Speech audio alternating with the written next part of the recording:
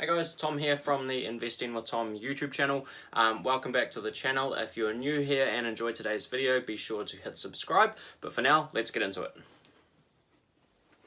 So today we're going to talk about a term that's very common in the personal finance world, and that is that savers are losers.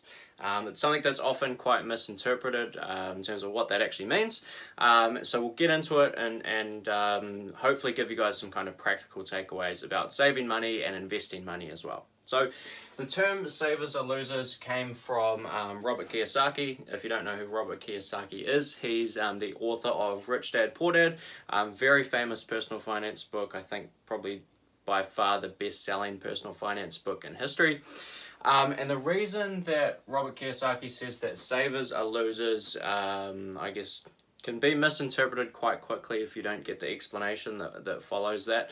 So the way I like to think of this is that savers are losers, but investors are winners. So what this does not mean is that you should just not save money, you only live once, YOLO, go out and spend everything. That is not what savers are losers means. Savers are losers actually refers to inflation. So the fact that if you put money into a savings account and it's earning a very low rate, 1 or 2% at best, then over time, the purchasing power of that money actually goes down due to inflation. So if your sort of strategy in terms of trying to get ahead with money is to simply put money away, put it under your mattress or put it into a savings account, and just be a saver and not an investor, that is a losing strategy over the long term. And like I say, that's due to inflation. So, if we have a quick look at what inflation might look like, I'm just going to draw a quick graph here. So this is basically time, and this is purchasing power of money. So how much can you actually go out and buy with $1? So what inflation does to your money is that you start off with purchasing power of your dollar up here, and over time that purchasing power goes down. So over a period of time it starts to look something like this, and as time goes on, that dollar gets less and less powerful for purchasing things in everyday life. So through inflation, things get more expensive over time as the government kind of prints more money and does all those sorts of things. If there's more money in circulation, then each dollar is less valuable. It's just like if there was lots more gold in circulation, each ounce of gold would be less valuable if there's a big oversupply. The same thing happens with money, and over time, money has consistently gotten less and less valuable in terms of purchasing power. So something that costs $1 today is likely to, or a dollar today is likely to only get you about 50 cents worth of goods in around 30 years time. So this happens over about a 30-year period. Every second that goes by, your dollar is becoming less and less powerful, but at a typical rate of inflation, the purchasing power of your money halves about every 30 years, assuming about a 3% inflation rate. So this is a big problem. If you save away a whole heap of money, if you're earning a good amount of money and saving that away, then over time that money, although the physical amount in your bank account may be going up from accruing interest, the actual purchasing power of that money is going down. That's a problem if you want to retire. If you're thinking about or looking at some figures around the cost of retirement today, you can double that if you're going to retire in 30 years, and you can double it twice if you're going to, if you're being born today, basically. So that's inflation. That is what's happening in terms of savers are losers. So let's get into the second half of what I think this should really say, which is investors are winners. So if putting your money away in a savings account isn't going to get you anywhere over the long term, we need to have solutions for that. And that comes in with investing. So there's a few things that we've first got to achieve with investing to beat a savings account. And this comes from actually Ben Graham in The Intelligent Investor. So an investment is something that achieves two different things. So it ensures safety of principal. So Safety of principal. In other terms, you're not going to lose your money. And number 2, it offers a satisfactory return. Satisfactory return. So what's a satisfactory return? When we look at inflation, if we're thinking that inflation is around 3%, then we know that that should be our bare minimum. If we don't beat at least 3%, we're going to be going backwards in terms of the purchasing power of that money. So 3% is probably around the minimum. There's definitely been periods of time where inflation is a lot higher. There's been periods of time where inflation is lower. There's even been periods of deflation. But let's just go with sort of 3% for now, and let's look at some vehicles to kind of get you there and get you over the line with beating that 3% figure. So in terms of things that meet that criteria, we've got a couple of different options. So in terms of having safety of principal, the safest investment out there is typically government bonds.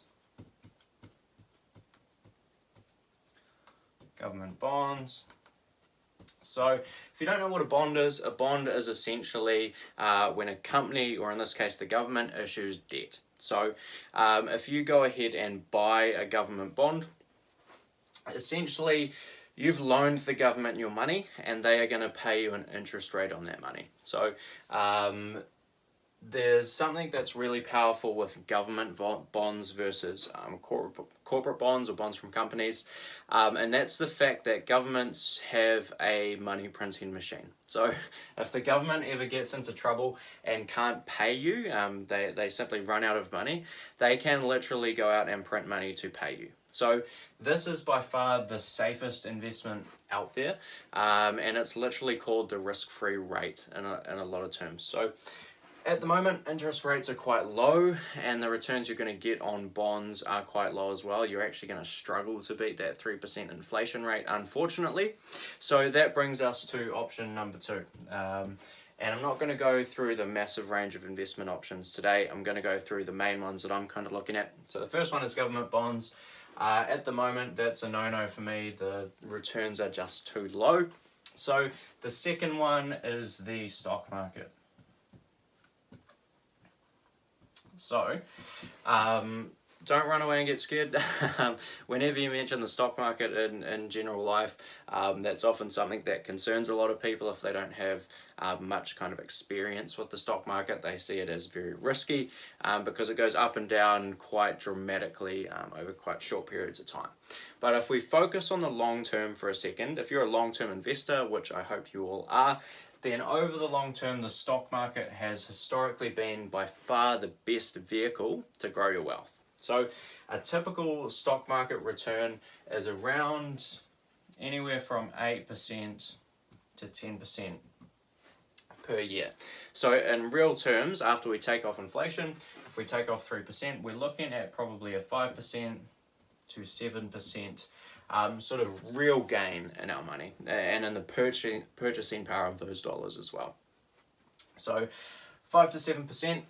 As I say, with the stock market though, you've got to have a long-term sort of time horizon. So if you're looking to invest money for, anywhere probably less than about 6 or 7 years, the stock market is probably not the best vehicle for you, because what can happen is when we have recessions and the like, there's a saying out there that the stock market takes the stairs up, but it takes the escalator down.